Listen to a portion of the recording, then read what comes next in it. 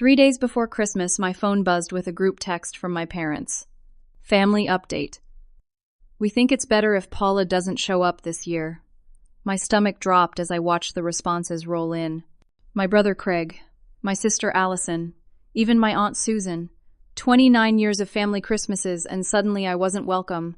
My fingers trembled as I typed my reply. Perfect. You won't see me again either.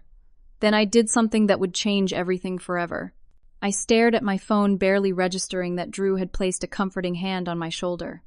We stood in the middle of a crowded mall, Christmas music blaring through speakers, shoppers bustling around us with armfuls of bags, but I felt completely alone. Jana, what happened? Drew asked, his voice filled with concern. I couldn't even respond. I just handed him my phone, the family group chat still open, the thumbs-up reactions from my family members glowing mockingly on the screen. Let me back up a bit. I'm Jana Matthews, 29 years old, born and raised in Columbus, Ohio. I've spent my entire life here, and for the past 4 years, I've been teaching art at Riverside Elementary School. I love my job. There's something magical about watching children discover their creativity, seeing their eyes light up when they create something they're proud of. Until 2 years ago, everyone knew me as Paula Matthews. Paula was who I'd been for 27 years. A good daughter, a loving sister, a devoted wife to Tyler Wheaton. We married young just after college. Tyler was charming, handsome, the kind of guy who could work any room. My family adored him from day one. My dad would always say, Tyler's the son I never had, despite having an actual son, my brother Craig. What nobody saw was how Tyler slowly changed once the wedding ring was on my finger. The criticism started, small comments about my appearance, my cooking, the way I spoke to people. Then came the monitoring of my friendships, my spending my time. By our 5th anniversary, I barely recognized myself. I'd become a shadow, constantly trying to anticipate his disapproval, walking on eggshells in my own home. When I finally gathered the courage to leave, Tyler made sure everyone heard his version first, that I was emotionally unstable, that I had issues, that he had tried everything to save our marriage. And my family, the people who had known me my entire life, believed him without question. The divorce was finalized 2 years ago, and I decided I needed a fresh start in every possible way. I legally changed my name from Paula to Jana, a symbolic shedding of the person I had been molded into during my marriage. It wasn't a random choice. Jana was my grandmother's name, a woman who had always stood her ground and lived life on her own terms. My family initially pretended to support the name change. Whatever helps you heal, honey, my mother had said with a tight smile. But they never stopped calling me Paula. At first I made allowances. It's a hard adjustment. They've known me as Paula my whole life. They'll get used to it eventually. But 2 years later, the slip-ups continued, and I was beginning to suspect they weren't accidental at all. I'd been making progress, though. Weekly sessions with Dr. Winters, my therapist, had helped me rebuild my sense of self. I'd reconnected with old hobbies, made new friends, and 8 months ago I met Drew. Drew Logan was nothing like Tyler. He was a middle school science teacher who loved bad sci-fi movies and making elaborate breakfast on Sunday mornings. He listened, really listened when I talked. He asked questions about my art projects and remembered the names of my students when I shared stories from work. Most importantly, he respected my boundaries and encouraged me to stand up for myself even when it was uncomfortable. This Christmas was going to be significant. I planned to bring Drew to meet my family, and we were going to announce our plans to move in together in the spring. Despite the tension that always simmered beneath the surface with my family, I was genuinely excited. I thought maybe having Drew there would change the dynamic, would help them see how much happier and healthier I was now. That's why we were at the mall that day, searching for the perfect gifts for my family members. I had spent weeks thinking about what each person would love. A rare first edition for my dad's book collection, a handcrafted pottery set for my mom's kitchen specialty coffee beans from that roaster. My brother Craig couldn't stop talking about last Easter. And then the text came through, shattering the careful hope I had been nurturing. I don't understand, Drew said after reading the message. Why would they say that? And who's responding with thumbs up? That's my brother, my sister, and my aunt, I said numbly, pointing to each reaction. And they're saying that because they still refuse to call me Jana. To them, I'm still Paula, and apparently Paula isn't welcome this Christmas. Drew's face darkened in a way I'd never seen before. He took a deep breath before speaking. Jana, there's something I need to tell you, and I was going to wait until after the holidays, but now. I looked up at him, suddenly afraid. What is it? Your brother Craig called me last week. What? Why would he do that? Drew guided me to a nearby bench, away from the main flow of shoppers. He said he was looking out for you. He told me I should know about your mental health issues before things got serious between us. The betrayal hit like a physical blow. He said you had some kind of breakdown after your divorce, that changing your name was part of a delusional phase, and that the family was worried about you getting involved with someone new because you were still fragile. I sat there in stunned silence, the cheerful holiday decorations around us suddenly seeming garish and fake. Not only had my family excluded me from Christmas, but my own brother had gone behind my back to warn my boyfriend that I was crazy. What did you say to him? I finally asked. Drew's expression softened. I told him that the Jana I know is the strongest, most grounded person I've ever met, and that whatever happened in your past was yours to share with me when you felt ready. Tears welled up in my eyes, but I blinked them back. I wouldn't cry not here in this crowded mall 3 days before Christmas. I'm so sorry I didn't tell you right away, Drew continued. I was angry and I wanted to talk to you about it, but then you were so excited about Christmas and meeting everyone, and I didn't want to ruin that for you. I shook my head. You didn't ruin anything. They did. I looked down at my phone again at the message that had so casually dismissed me from my family's holiday. A cold determination replaced the shock. I need to talk to Craig. I called Craig from the car. Drew had offered to drive, seeing how shaken I was, and I was grateful for the chance to focus on the conversation ahead. Craig answered on the fourth ring, his voice cautious. Hey, what's up? You called Drew last week, I said, not bothering with pleasantries. There was a pause. Oh, he told you about that. Yes, he told me. He also told me what you said, that I had a breakdown, that changing my name was delusional, that I'm fragile. What I want to know is why you would say those things about me, and why you felt the need to warn my boyfriend behind my back. Craig sighed heavily.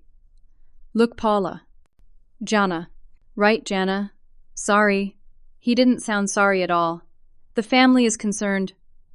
Okay, you haven't been yourself since the divorce. I've been more myself than I was for the entire time I was married to Tyler. See, that's exactly what I'm talking about. You completely rewrote your marriage history. You and Tyler were great together. Everyone saw it. I gripped the phone tighter. Everyone saw what Tyler wanted them to see. Mom and Dad asked us to stage a sort of intervention at Christmas, Craig continued, ignoring my comment. They thought it might help if we all expressed our concerns together as a family. But then you said you were bringing your new boyfriend, and we just didn't think it was appropriate to do it with a stranger there. So instead, you decided to exclude me entirely, and warn Drew that I'm mentally unstable. No one said mentally unstable, Craig protested. You implied it, and you've been talking about me in a separate group chat for how long? The silence on the other end of the line confirmed my suspicion. How long, Craig? I don't know, a few months maybe. What erratic behavior are you all so concerned about? Give me one concrete example. Another pause. Well, the whole name change thing, for starters. I legally changed my name 2 years ago. Exactly, normal people don't just change their names, Paula. I mean, Jana. Sorry. I could hear the insincerity in his voice. This wasn't about forgetting. This was about refusing to acknowledge my choice. What else? I demanded. You cut people off. You barely speak to Mom and Dad anymore. I call them every Sunday. You've changed how you dress your hair, your friends. You quit the church choir. You sold the house you and Tyler built together and moved into that tiny apartment downtown. You're not the sister I grew up with. I'm not supposed to be the same person forever, Craig. People grow and change. Look, we just want what's best for you. No, you want me to be who I was before. That person doesn't exist anymore. Before Craig could respond, I got another call. Allison. I have to go. Allison's calling. Paula, wait. I hung up and answered Allison's call. Hey. Hey yourself, Allison said, her voice falsely bright. Just checking in. You okay? I knew this routine. Allison wasn't really concerned. She wanted gossip details about the drama so she could report back to the rest of the family. I'm fine. Why wouldn't I be? Well, after that text from Dad, I just wanted to make sure you weren't upset. Why would you think I'd be upset about being uninvited to Christmas by my own family with my own brother and sister giving it a thumbs up? It's not like that, Allison said quickly. We just thought maybe this year you could use a break from all the family stuff. You know how intense it gets. That's not what Craig said. He said you were planning an intervention. Allison was silent for a moment. He shouldn't have told you that. Why? Because I wasn't supposed to know. You've all been talking about me behind my back, planning to ambush me at Christmas. It wasn't going to be an ambush. We're worried about you. And honestly, Paula, Jana. God, fine, Jana. This is exactly what we're talking about. You get so defensive over nothing. It's not nothing. It's my name. Whatever. Look, if you really want to know why Mom and Dad are upset, it's because you refused to go to the Wheaton's holiday party last month. Tyler's parents have always considered you family, and you just cut them off like they meant nothing to you. I was momentarily speechless. The Wheatons, Tyler's parents. Why would I go to their holiday party? Tyler and I have been divorced for 2 years. They still care about you. They ask about you all the time. After hanging up, I sat in stunned silence as Drew drove us back to my apartment. Something wasn't adding up. I pulled out my phone and began scrolling back through old family messages looking for clues. What I found turned my stomach. Months of conversations about me, about my concerning behavior, about how I needed guidance and support, all couched in terms of care but reeking of control. And something else, references to dinners with Tyler, to events where he was present, to conversations where he was discussed not as my ex-husband, but as a current active part of their lives. Then I saw a photo from just 3 weeks ago. My parents at a restaurant with Tyler and a woman I didn't recognize. The caption read, "Lovely dinner with Tyler and Amanda. So nice to finally meet her." I zoomed in on the woman's face. Amanda had shoulder-length blonde hair styled in a layered bob, exactly how I used to wear my hair when I was with Tyler. She wore a pearl necklace, similar to one Tyler had given me for our first anniversary. The resemblance was uncanny, not in our facial features, but in the styling, the presentation. Tyler had found himself a new Paula. That's when it hit me. My family wasn't just staying in touch with Tyler. They were actively maintaining a relationship with him. And they preferred the old Paula, the version of me that Tyler had crafted, the compliant daughter and wife who never made waves. They wanted me to go back to being that person, maybe even hoped for a reconciliation with Tyler despite his emotional abuse. I felt sick. The next morning, I called my mother. I needed answers directly from her, not filtered through my siblings. She answered on the second ring, her voice wary. "Paula, I mean Jana. Sorry, honey." "Mom, I want to understand why I'm being excluded from Christmas this year." She sighed heavily. "It's not exclusion, it's consideration. Your father and I think you need more time to heal, and family gatherings can be stressful." "I don't need more time to heal. I'm doing really well, Mom. I've been seeing Dr. Winters regularly. I love my job. I'm in a healthy relationship." "Yes, we heard about your new boyfriend." Her tone made it clear what she thought of that development. "His name is Drew, and I'd like for you to meet him. Don't you think it's a bit soon for that?" "It's been 2 years since my divorce, Mom." "Yes, but emotional healing doesn't follow a calendar, Paula." I clenched my teeth at her deliberate use of my old name. "Why are you and Dad still having dinner with Tyler?" The question caught her off guard. "What?" "I saw the photos, Mom. You and Dad had dinner with Tyler and his new girlfriend 3 weeks ago." "Oh, well, the Wheatons invited us and Tyler happened to be there with Amanda. We've known the Wheatons for years, Paula. We can't just cut them out of our lives because you and Tyler didn't work out." "Didn't work out, Mom. He was emotionally abusive. He controlled every aspect of my life. He isolated me from my friends. He made me doubt my own sanity." "Oh, honey." Her voice dripped with condescension. "Every marriage has its challenges. Tyler admits he wasn't perfect, but he really tried with you. You're the one who gave up and walked away." I couldn't believe what I was hearing. "So this is my fault." "I'm not saying it's anyone's fault. These things are complicated, but Tyler is practically family. He was part of our lives for 7 years. And I'm your daughter. I should come first.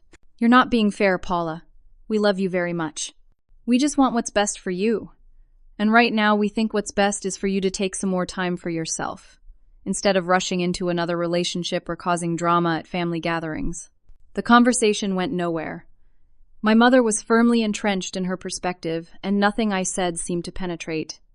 We ended the call with nothing, resolved her last words a patronizing, "We'll talk after the holidays when you've had time to calm down." Calm down. As if my hurt and anger were just an overreaction, a symptom of my supposed instability. I spent the next hour pacing my apartment trying to process the conversation.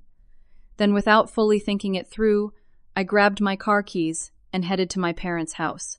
I needed to confront this situation face to face. It was early evening when I pulled into their driveway. The house was decorated for Christmas as always, white lights outlining the roof and windows, the big inflatable snowman my dad put up every year, dominating the front lawn, a wreath with a red bow hanging on the front door. Everything looked exactly as it always had, a perfect picture of holiday cheer and family tradition.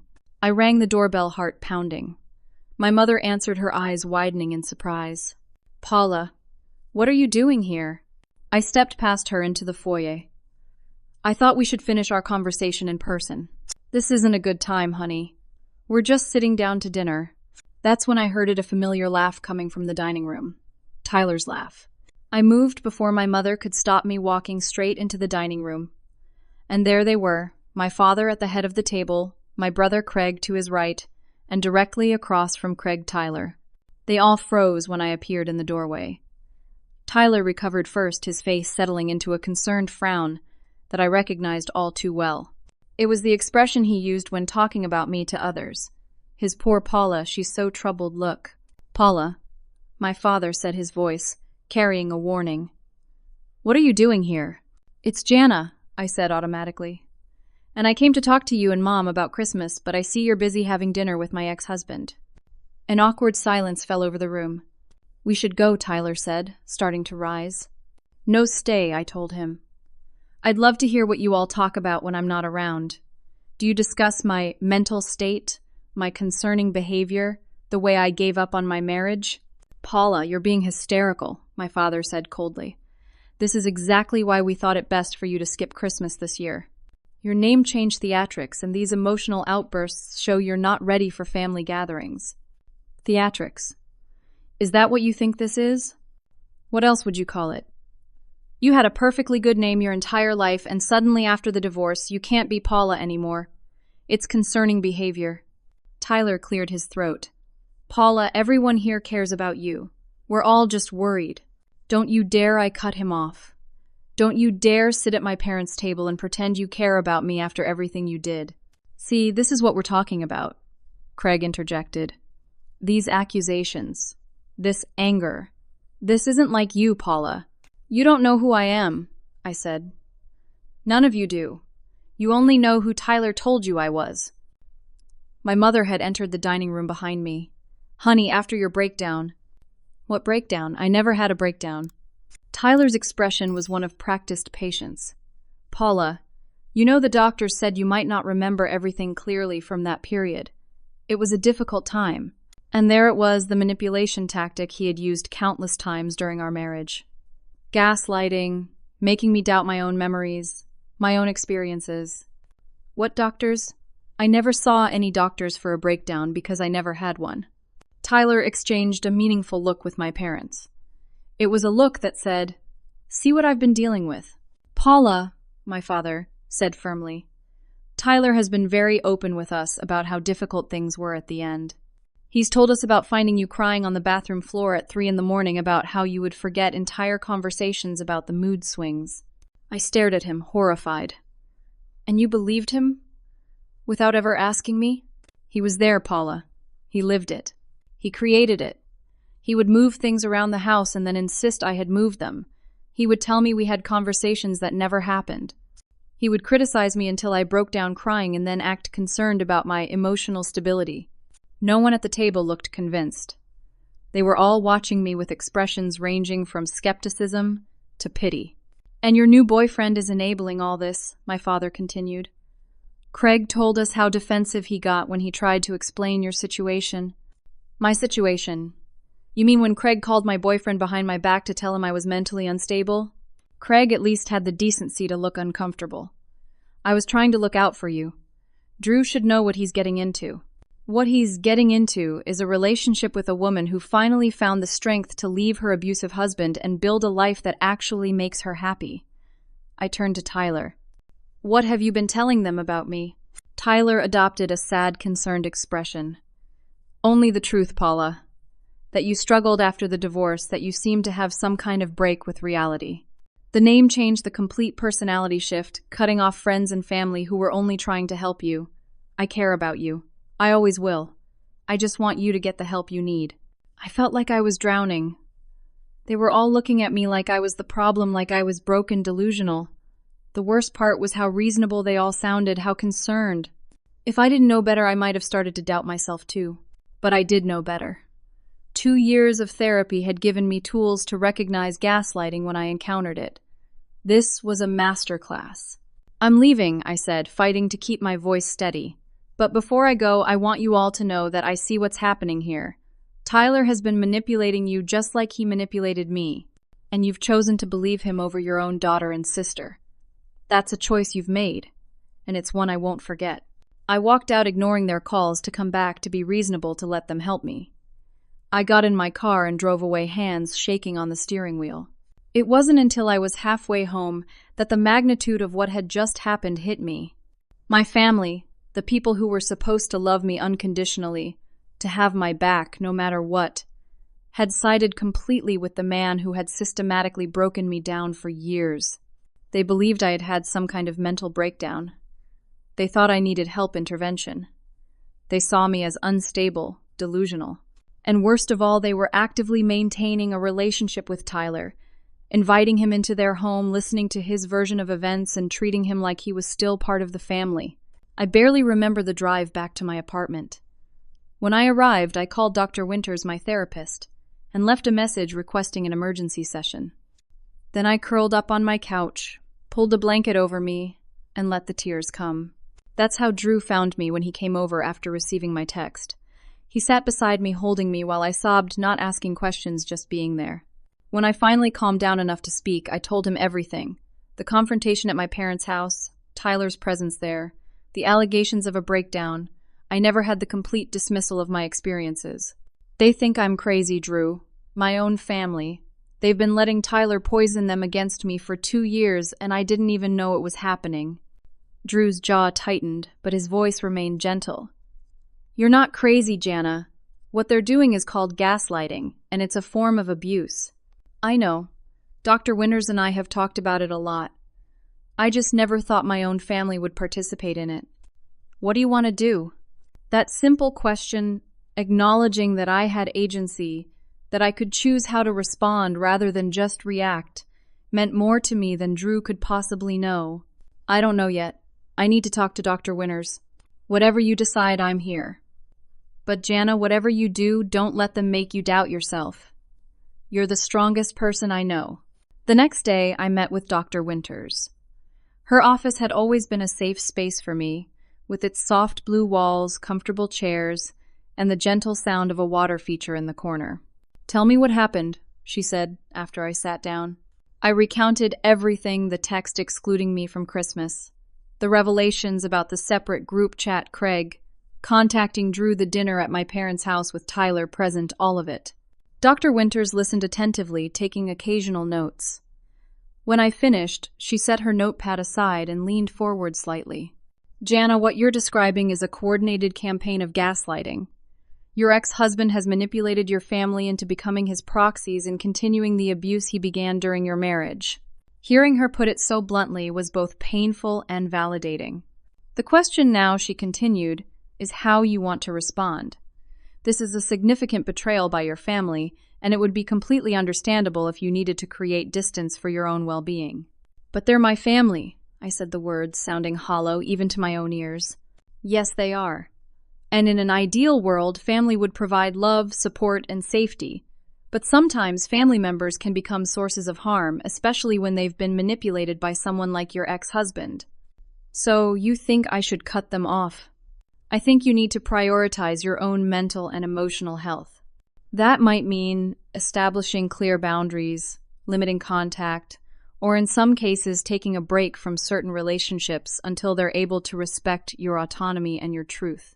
I nodded slowly. I just keep thinking there must be something I could say, some way I could make them understand.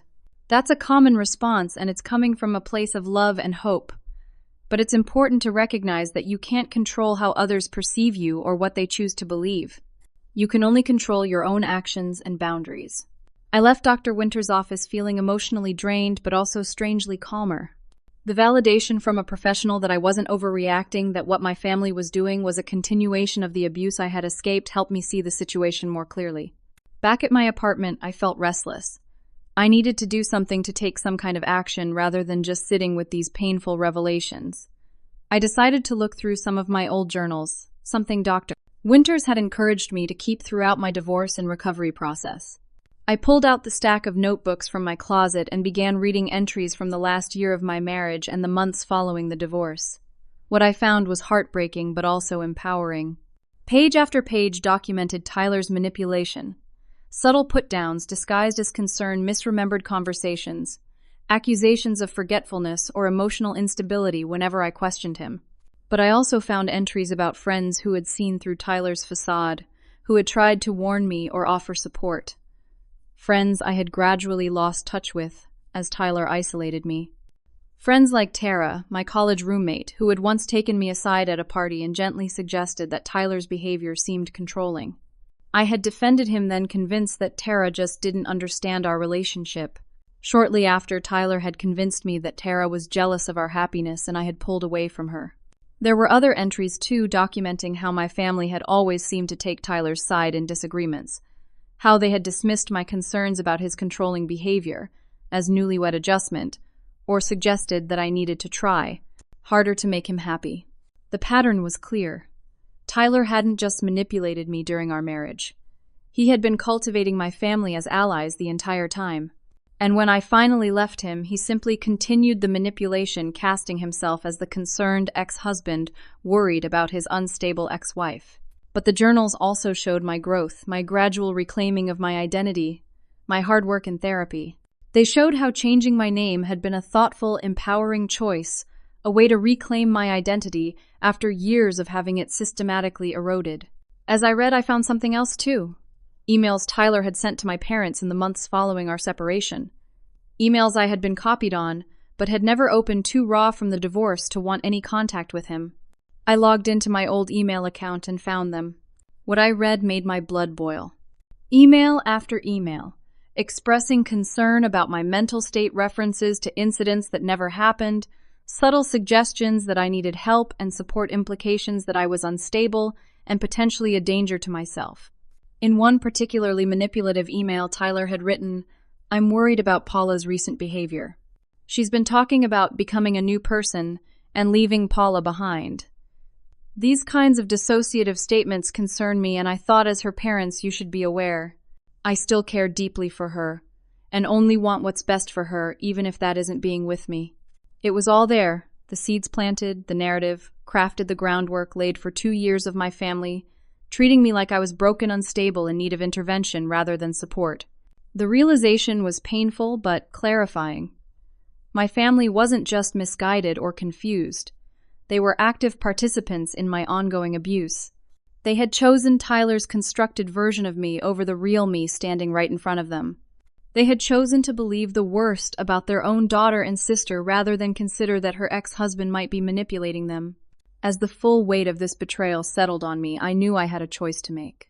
I could continue trying to make them see the truth to convince them of Tyler's manipulation, or I could accept that they had made their choice and focus my energy on building a life with people who respected and supported me. For the first time since receiving that text 3 days before Christmas, I felt a sense of clarity. I couldn't control what my family believed, but I could control who I allowed to be part of my life moving forward. The next morning, I woke up with a plan forming in my mind. First, I needed to reconnect with the people who had seen the truth about Tyler and had tried to support me even when I pushed them away. I started with Tara. We hadn't spoken in nearly 4 years, not since Tyler had convinced me she was trying to undermine our marriage. I found her on social media and sent a simple message. "You were right about Tyler. I'm sorry I didn't listen. I'd love to talk if you're open to it." To my surprise and relief, Tara responded within hours. "Jana, I've thought about you so often. Of course I'm open to talking. How about coffee tomorrow?" We met at a small cafe downtown. The moment I saw her, tears sprang to my eyes. Tara wrapped me in a tight hug. "I've missed you," she said simply. Over the next 2 hours, I told her everything. The emotional abuse during my marriage, the difficult divorce, changing my name to Jana, and now my family's betrayal and continued relationship with Tyler. Tara listened without judgment, occasionally squeezing my hand in support. When I finished, she shared something that shocked me. "Jana, I went through something similar with my family after I came out as gay in college. They didn't believe me at first, thought it was a phase, or that I'd been influenced by liberal friends. They even tried to send me to conversion therapy." "He had no idea," I said. "You never told me." It was hard to talk about back then. But the reason I'm telling you now is that I had to make the difficult decision to create distance between me and my family for several years. It was painful but necessary for my own health and identity. And eventually some of them came around. Not all, but some. How did you do it? How did you find the strength to stand up to your entire family? By building my own support system, my chosen family. Friends who accepted me exactly as I was, who didn't try to change me or convince me I was confused. That's what got me through. As we continued talking, Tara offered to introduce me to some of her friends who had gone through similar experiences with family estrangement and rebuilding. "It helps to talk to people who really get it," she said. "Who understand that sometimes the hardest part isn't the person who directly hurt you, but the people who stand by and let it happen, or even join in." After coffee with Tara, I felt stronger, more resolved.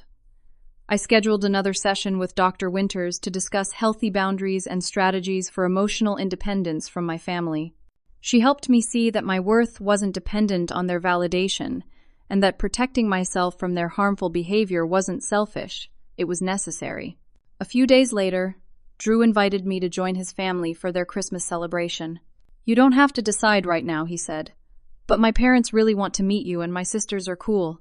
It's pretty low-key, just dinner, some games, opening presents on Christmas morning if you want to stay over." The contrast between Drew's casual, pressure-free invitation and my own family's manipulation was stark. Here was someone who respected my agency, who offered connection without demands or conditions. "I'd love to come," I said. "But I'm also thinking about hosting my own small gathering on Christmas Eve. Would you be up for that too?" Drew's face lit up. "Absolutely. What are you thinking?" "Just something simple. Invite Tara and some of the friends I'm reconnecting with. Maybe a few people from work. Create some new traditions that are just mine. Ours if you want to be part of it." "I'd be honored," Drew said. That evening, I started making plans for my alternative Christmas celebration. As I was creating a guest list, I thought about my extended family members, cousins, aunts, uncles, who weren't part of the immediate family group chat. I wondered how many of them knew about the situation, how many had been fed Tyler's narrative about me. On impulse, I decided to reach out to my cousin Laura, who had always been kind to me at family gatherings, but with whom I'd lost touch in recent years. "Hey Laura," I messaged. "It's been a while. I wanted to let you know I won't be at the family Christmas this year. Also, I go by Jana now, though you might not have heard that." Laura's response came quickly. "Jana, I've been thinking about you. I actually left the family group chat months ago because I couldn't stand how they were talking about you. Want to grab lunch and catch up?" I stared at her message in shock. Laura had left the group chat because of how they were talking about me. I immediately called her. "What do you mean you left the group chat?" I asked as soon as she answered. "Oh, Jana. I didn't want to cause drama, but the way they discussed you was awful. Like you were a problem to be solved rather than a person going through a difficult time. And the way they kept letting Tyler weigh in about you, it made me so uncomfortable." "You knew about that?" "Yes. I tried to speak up a few times to point out that maybe they should be talking to you rather than about you, but no one listened. So I left. I figured either they'd notice and reflect on why, or they wouldn't notice, which would tell me everything I needed to know about that group dynamic. And no one even asked why I left, Laura said with a sad laugh. That told me everything. Laura and I made plans to meet for lunch the following day. Before we hung up, she added, "By the way, I heard you're having your own Christmas thing. I'd love to come if that's okay." Of course, I said, feeling a surge of gratitude. Over the next few days, a surprising thing happened. After my lunch with Laura, where we reconnected and she heard the full story of what had been happening, she reached out to a few other family members who weren't closely aligned with my parents. Cousins, a few aunts and uncles, even my youngest sister Megan, who at 22 was just establishing her own independent life and identity. One by one, they contacted me. Some just wanted to check in, others expressed support or apologized for not staying in better touch. Many accepted my invitation to my Christmas Eve gathering. Not everyone, of course. Some were firmly in my parents' camp, or simply unwilling to take sides in what they saw as a family dispute. But enough responded positively that I began to feel something I hadn't expected: hope. Hope that even if my immediate family couldn't accept me as I was, I could still have meaningful connections with my extended family. Hope that I wasn't alone in seeing the toxicity of what had been happening. Megan's response was particularly meaningful. My youngest sister had always been somewhat overshadowed in the family, the baby who wasn't always taken seriously. We had never been especially close growing up, with our 8-year age difference creating a natural distance, but her message showed a maturity and independence I hadn't expected. "Jana," she wrote, "I'm sorry I haven't reached out sooner. To be honest, I've been confused about everything that's happened with you and the family. But I know that changing your name was important to you, and I want to respect that. I'd like to come to your Christmas Eve thing if that's okay. I want to hear your side of things." As Christmas Eve approached, my alternative celebration took shape. 20 people had accepted my invitation, a mix of old friends. I was reconnecting with new friends from work: Drew and a couple of his friends, and several family members who were choosing to support me despite pressure to conform to the official family narrative. It wasn't the Christmas I had imagined when I'd been excitedly shopping for gifts for my immediate family just a week earlier. It was something entirely new, something I was creating on my own terms. And despite the pain that had led to it, I found myself looking forward to it with genuine anticipation. Christmas Eve arrived crisp and clear, with just enough snow on the ground to make everything look festive. Drew came over early to help me set up for the gathering. We had decided to host it at my apartment, which wasn't large but could comfortably fit the 20 people who had RSVP'd with some creative furniture arrangement. "I still can't believe how many people are coming," I said as we hung lights around the living room. "I can," Drew replied. "You're pretty amazing, Jana Matthews. People want to be around you." I smiled, feeling a warmth that had nothing to do with the mulled cider simmering on the stove. In the midst of this family crisis, I had discovered how many people truly cared about me. Not the version of me that Tyler had constructed, or my family wanted me to be, but the real me, Jana. Guests began arriving at 6. Tara came first, bringing a friend named Marcus, who had experienced similar family dynamics. Then came colleagues from work, friends of Drew's, my cousin Laura, and her husband, and gradually more extended family members. The atmosphere was relaxed and joyful, with none of the tension that had characterized family gatherings in recent years. We shared food, exchanged small gifts, and told stories. No one called me Paula, no one questioned my choices, or treated me like I was fragile or unstable. Around 8 o'clock, there was another knock at the door. When I opened it, I found my Aunt Susan standing there looking nervous. "Aunt Susan," I said, surprised. "I thought you were going to my parents' party." The thumbs up she had given to my exclusion from the family Christmas was still fresh in my mind. I did earlier. She fidgeted with her purse strap. "But I couldn't stop thinking about you, Jana." She emphasized my name deliberately. "I'm sorry about that thumbs up. I didn't really think about how hurtful it would be. I just went along with what everyone else was doing." "Why are you here now?" I asked, not ready to simply accept her apology and move on. "There's a family emergency meeting happening at your parents' house about the Paula situation. They're all there, your parents, Craig, Allison, and..." She hesitated. "Tyler finished for her." She nodded. Yes. And I just couldn't sit there anymore and listen to them talk about you like you're a problem to be solved rather than a person to be respected. So, I left. I studied her face looking for signs of deception or manipulation. Finding none, I stepped back. Would you like to come in? She nodded gratefully. If that's okay. Of course. There's plenty of food and we're just about to start a game. As Susan integrated into the gathering, I pulled Drew aside and told him about the emergency meeting happening at my parents' house. What are you thinking? He asked, knowing me well enough by now to recognize the look on my face. I'm thinking I'm tired of being talked about instead of talked to. I'm thinking I want to confront this situation head-on once and for all. Drew nodded slowly. Do you want company? Yes, I said without hesitation. You and maybe Tara if she's willing. I could use the support. Tara agreed immediately when I asked her. You shouldn't have to face that alone, and sometimes it helps to have witnesses who aren't emotionally involved with your family. I let the rest of the gathering know I needed to step out for a bit, but encouraged everyone to continue enjoying themselves. Then Drew, Tara, and I got into Drew's car and drove to my parents' house. The familiar Christmas decorations seemed almost mocking now as we approached the front door. I took a deep breath and rang the doorbell. My mother answered, her eyes widening in surprise when she saw me. Paula, what are you doing here? It's Jana, Mom, and I heard there was a meeting about me. I thought I should be present for that. Before she could respond, I walked past her into the house, Drew and Tara following. We made our way to the living room where the emergency meeting was indeed in progress. My father sat in his usual armchair with Craig and Allison on the couch across from him. Tyler occupied the other armchair, my mother's usual seat, I noted with a flash of anger. They all looked up in shock when we entered. What is this? My father demanded, rising to his feet. I heard you were having a meeting about the Paula situation, I said calmly. Since I am Paula, or rather I thought I should be here. Tyler's face settled into that concerned frown I had come to despise. Paula, this isn't a good idea. You're clearly upset, and barging in like this only confirms what we've been discussing about your erratic behavior. My name is Jana, I said firmly. And I'm not barging in. This is my family's home and you're discussing me behind my back. Again. Who are these people? My father asked, gesturing to Drew and Tara.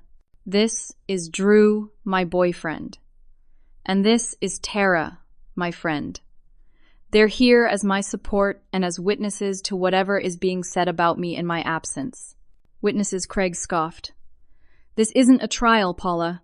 Isn't it you've all been judging me, making decisions about me, diagnosing me all without my input or consent? It feels pretty similar to a trial. We're concerned about you, my mother said, having followed us into the room. This kind of dramatic entrance only reinforces that concern. What exactly are you concerned about? I asked. Be specific. They exchanged glances, clearly uncomfortable with being put on the spot. Your emotional state, my father finally said. Your identity confusion. Your hostility toward Tyler and toward us. I'm not confused about my identity. I legally changed my name to Jana 2 years ago. It wasn't a whim or a cry for help. It was a deliberate choice to reclaim my identity after years of emotional abuse. There you go again with these accusations, Tyler said, his voice dripping with false patience. Paula, we were married for 7 years. Was it perfect? No. Did I always get everything right? Of course not. But this narrative you've created about abuse is deeply unfair and frankly concerning. I looked at him directly. Tyler, I have read through all the emails you sent to my parents after our separation. I know exactly what narrative you've been creating. A flicker of unease crossed his face before he controlled it. I was worried about you. I still am. No, you were manipulating my family to continue controlling me even after I left you, just like you tried to control me during our marriage. That's enough, my father interjected. Tyler has been nothing but supportive through all of this. He's still willing to help you despite how you've treated him. Help me. Help me what? Go back to being the compliant, insecure woman he shaped me into. No, thank you. See, this is exactly what we're talking about, Allison said. This anger, these accusations. The Paula I grew up with was never like this. The Paula you grew up with didn't know how to stand up for herself, I replied. She didn't know how to set boundaries or demand respect. Jana does. The conversation continued in circles with my family members and Tyler presenting a united front of concern and disappointment while I tried to make them see the manipulation at play. Drew and Tara occasionally spoke up to offer support or perspective, but mostly they were silent witnesses, their presence alone, a reminder that I wasn't isolated anymore. As the discussion grew more heated with my father accusing me of throwing away my family over petty grievances and my mother alternating between tears and condescension, the front door opened again. Megan, my youngest sister, walked in stopping short when she saw all of us in the living room. "What's going on?" she asked. "Why is everyone yelling?" "Megan, go to your room," my father said. "This doesn't concern you." "If it's about Jana, it concerns me," she replied, surprising everyone with her firmness. "She's my sister, too." "This is an adult conversation," my mother said. "We're trying to help your sister, and she's being uncooperative." Megan looked at me, then at Tyler, then back at me. "Why is he here?" she asked, pointing at Tyler. "He's not family." "Tyler has been very helpful in giving us insight into Jana's state of mind," my father explained. "He lived with her for 7 years. He knows her better than anyone." "Does he?" Megan challenged. "Because from what I remember, he spent those 7 years telling her who she should be rather than getting to know who she actually was." A stunned silence fell over the room. No one had expected this from Megan, who had always been the quiet one, the peacekeeper. Tyler recovered first. "Megan, I understand you want to support your sister, but you don't have all the facts. Paula has been struggling with some serious issues." Jana Megan interrupted. "And I think I have more facts than you realize." She turned to face our parents. "Did you know that Tyler tried to get me to spy on Jana for him after they separated? He would text me asking what she was doing, who she was seeing. When I told him I wasn't comfortable with that, he started implying that if I really cared about my sister, I would help him keep an eye on her." I stared at my sister in shock. "He did what?" Megan nodded. "I should have told you sooner, but I didn't want to add to your stress during the divorce. And to be honest, I was a little afraid of getting in the middle of it all." "You were 17, I said. "You shouldn't have had to deal with any of that." "This is ridiculous," Tyler said, but there was a new tension in his voice. "I was worried about Jana and asked Megan to let me know if she noticed anything concerning. That's all." "That's not all," Megan insisted. "You told me that if Jana started acting erratic or talking about changing her name, I should tell you immediately because it might mean she was having a psychological break." He was setting the groundwork, I realized aloud, planting the seeds of the narrative he wanted everyone to believe. My mother looked uncertainly between Tyler and Megan. "Is this true, Tyler?" For the first time, Tyler looked genuinely uncomfortable. "I was concerned, Catherine. You know how Paula was at the end of our marriage." "No, we don't know," I said firmly. "We only know what you told them. And what you told them was a carefully constructed lie designed to maintain control over me and my family even after I left you." I turned to face my family directly. "I am not having a breakdown. I did not have a breakdown 2 years ago.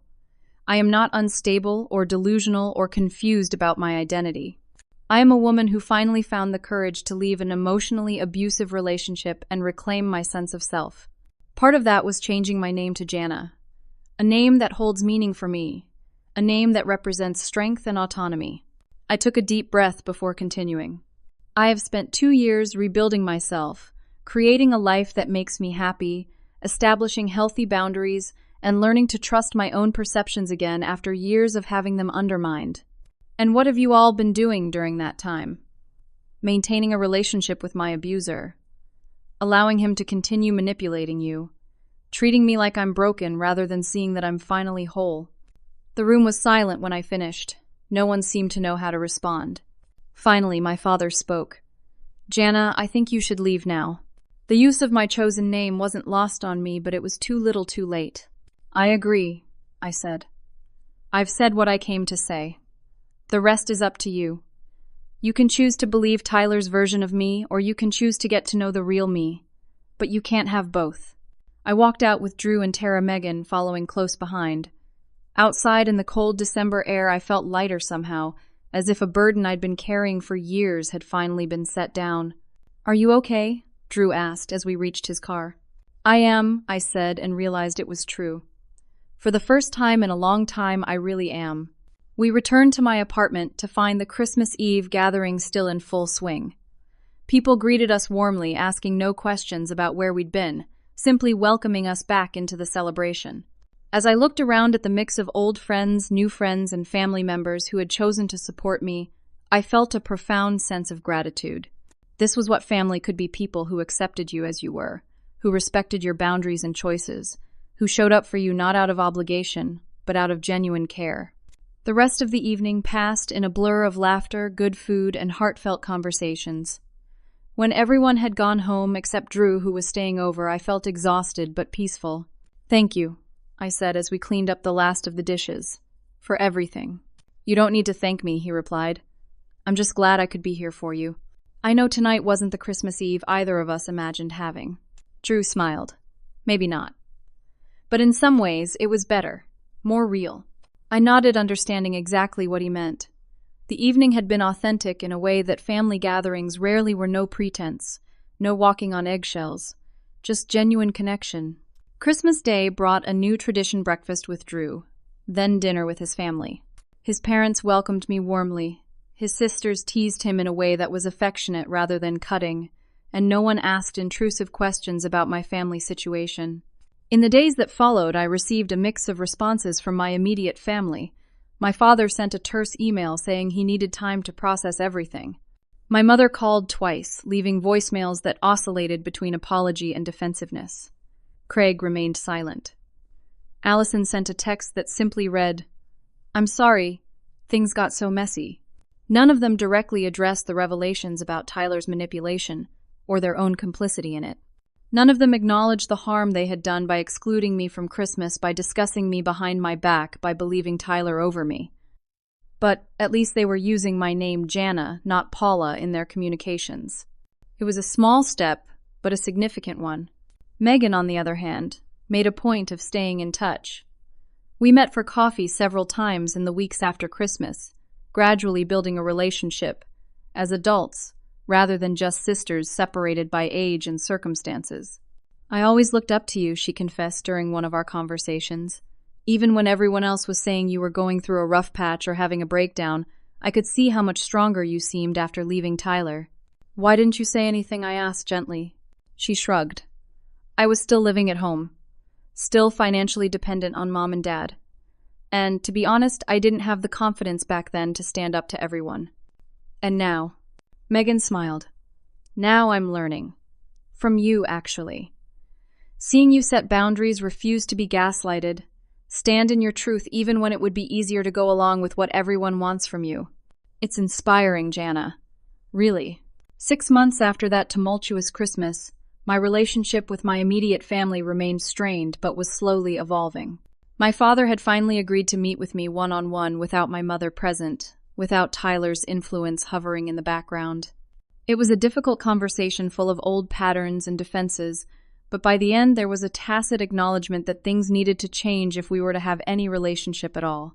My mother was finding it harder to adjust. Years of believing Tyler's narrative about me had calcified her perception, and she struggled to see me clearly. But she was trying in her way, making small efforts to respect my boundaries and acknowledge my autonomy. Craig eventually reached out, offering an awkward apology for calling Drew behind my back. It wasn't a complete acknowledgement of his role in the family dynamics, but it was a start. Allison remained the most distant, uncomfortable with the disruption to the family system and unwilling to examine her part in it. As for Tyler, I heard through Megan that he was no longer welcome at family gatherings. The revelations about his attempts to manipulate her had been the final straw for my parents, forcing them to reconsider everything else I had been saying about him. Meanwhile, my life with Drew was flourishing. We moved in together as planned, creating a home that felt safe, supportive, and joy-filled. My reconnection with old friends like Tara continued to deepen, and I made new friends through work and community activities.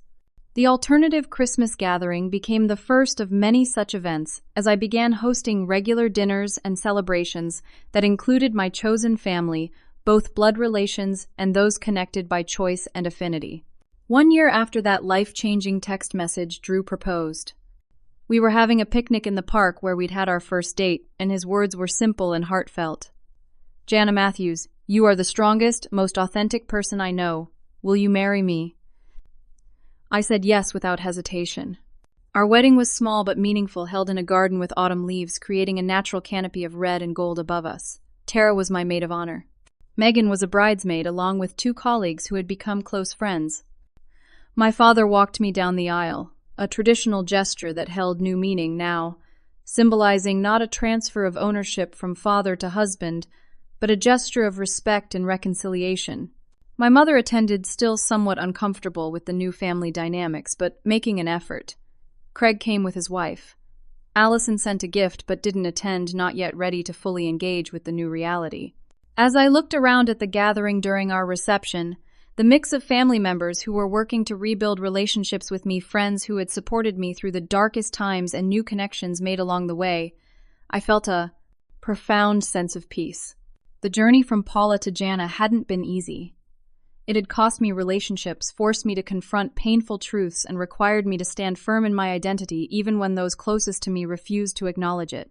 But it had also brought me to this moment surrounded by genuine love, secure in myself, no longer afraid to set boundaries or speak my truth. In the end, that text message excluding me from Christmas had been a gift, though a painful one. It had forced into the open dynamics that had been festering beneath the surface for years. It had compelled me to take a stand to refuse to be gaslighted or manipulated any longer. It had shown me who would stand with me when things got difficult, and who would choose comfort over truth. Most importantly, it had confirmed what I already knew deep down, that changing my name from Paula to Jana wasn't just about leaving behind a painful marriage. It was about claiming my right to define myself, to set my own boundaries, to live authentically, even when others found it inconvenient or challenging. As Drew and I shared our first dance as a married couple, I caught my father's eye across the room. He nodded slightly, a gesture of acknowledgement, and perhaps a bit of apology. I nodded back, accepting both.